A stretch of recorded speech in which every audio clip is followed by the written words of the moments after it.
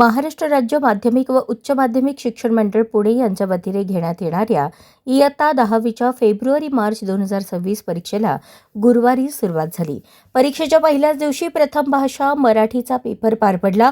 सोलापूर जिल्ह्यातील विविध परीक्षा केंद्रांवर परीक्षा शांततेत व नियोजनबद्ध पद्धतीने पार पडल्याचे दिसून आले।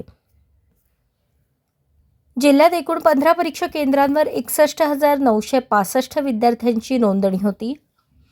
त्यापैकी 60,716 विद्यार्थी परीक्षेला उपस्थित राहिले तर 1,249 विद्यार्थी गैरहजर राहिल्याची माहिती शिक्षण मंडळाच्या उपस्थिती तक्त्यावरून समोर आली आहे।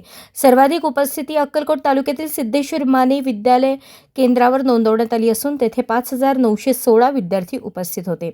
दरम्यान पुढील विषयांच्या परीक्षा ठरलेल्या वेळापत्रकानुसार पार पडणार असून शिक्षण मंडळाकडून विद्यार्थ्यांना वेळेवर परीक्षा केंद्रावर उपस्थित राहण्याचे आवाहन करण्यात आले आहे।